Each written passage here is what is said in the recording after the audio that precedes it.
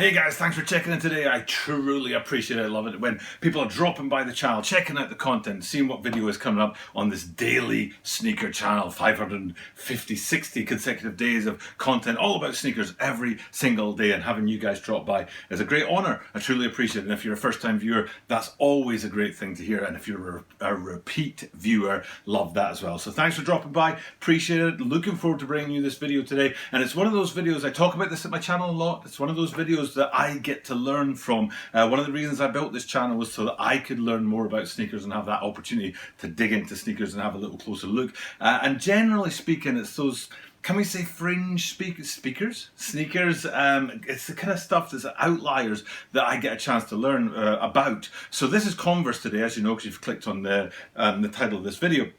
And, I just don't know much about these shoes, so it's an opportunity for me to dig into it and find out more about these shoes, but also about the collaboration with the Pop Trading Company. And don't know much about them as well, because here I am in Tokyo, Japan, not a very big sort of brand out here or chain, so it's not really, within my sphere. So it's a great chance for me to learn about that collaboration, great chance for me to learn about these two silhouettes that are coming in today. So let's get into that and take a look at the upcoming release of the Converse Jack Purcell Pro High and Low Pop Trading Company. This is the Tokyo About 23 Sneaker Channel, Tokyo About 23 Sneaker Channel des. Mainichi Apsu no de Mainichi Mite Kudasai. And every single day from Tokyo, Japan, I bring content about upcoming sneaker releases, sneaker news, and sneaker reviews. And today what we're talking about is a Converse sneaker. Now I would say maybe I've done 5 or 6 Converse sneakers for the channel in that 550, 560 videos that I've done so far. And we're talking about lots of different ones, and I'm particularly thinking there was some Black History Month ones in there as well. But the one I'm particularly thinking about right now was that most recent one that's already gone out of my mind what it was. It was the Carhartts, and it was a beautiful sneaker. I really enjoyed doing that. That was the Chuck 70s. But today what we're looking at is the Jack Purcell Pro highs and lows, and like I said, it's a collaboration with the Pop Trading Company. Now, Pop Trading Company, bang, there's the branding for the Pop Trading Company. I had to do a bit of fandangoing to try and fit it on my screen back here because the size of the image was a little too big, so shrunk it down a little bit. But the way it's designed like that is actually going to be important later on for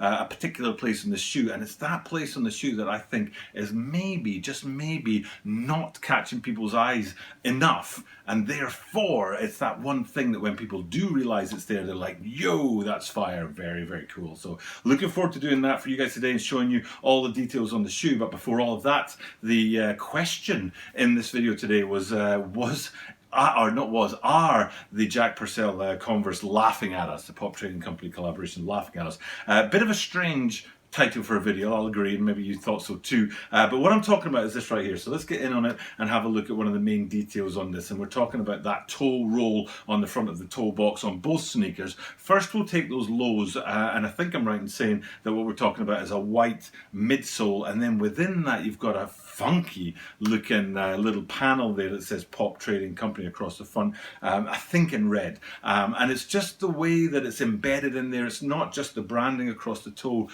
roll of the sneaker, but it's actually got a sort of, I don't know, indented sort of feature on the front of these guys, so that to me it looks a little bit like a smile. It looks like the wry smile, like just a little kind of chuckle, and it's almost like the sneakers are laughing at us. So so we have a little look at the front end of those lows right there, because the front end of them, they represent the colorway on that shoe, which is white and red mostly. But then if we flip it out and have a look at the front end of the highs, you can see it's the same motif with that embedded sort of deepened branding on the front there, Pop Trading Company. This time I think I'm right in saying in blue, and then that goes with sort of the motif of the shoe, where the upper is blue with that bit of yellow in there as well. So back to the lows, red and white only, and that actually kind of reminds me of the Dunk lows that we've talked about recently. There were 3 in a row: the Brazils, which were yellow, green and white, and then the upcoming one is the Champ colors, which are orange, blue and white. But the middle ones are the University Reds, which are just red and white, so two single colors. And it's a bit like that with these guys. You've got the red and white lows, but then the other one is blue, yellow and white, so you've got a bit of extra color on there.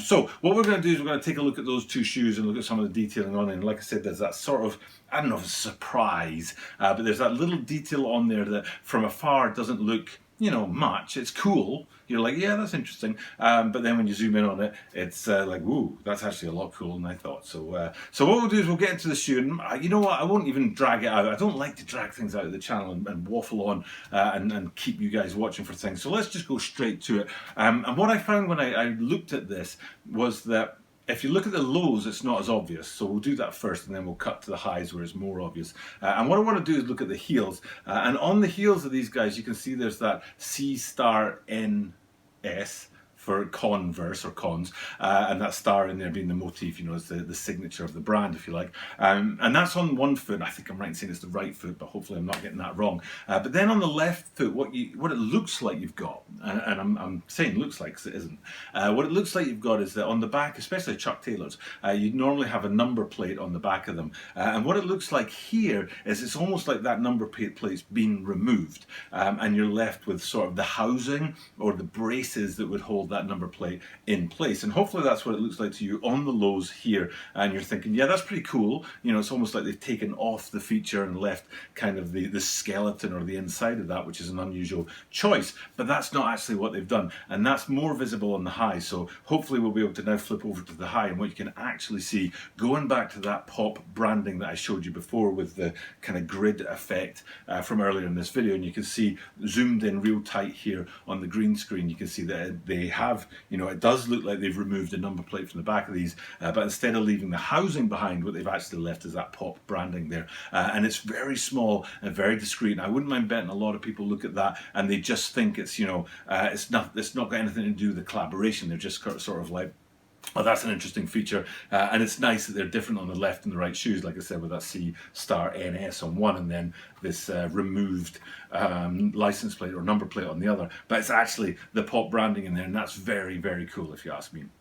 Now back to the, let's stick with the lows, because on the lows there's a couple of features that I just want to get into and look at, and particularly it's also that C star NS branding that we were talking about before, but that's also repeated again in one other place, which is up high on the sneaker. You can see, I think it's back towards the heel area on the upper, there's a tag up there with that C star NS branding, and it matches the rest of the upper and the rest of the design of the shoe. But then if we flip that out and go over to the highs, and you can see again with the highs you've got those three color blocking in there, and it's not just a two-tone shoe like the lows are, but again you've still got that C star NS branding on there to represent the Converse line. But then the last thing that I really want to get into about these guys is to flip them upside down and have a look at the outsole. Now there's two things on here that's interesting to me. One, and I'll flip back and forward between the two, and hopefully what you're seeing is they're almost identical, which I think is a bit of a loss.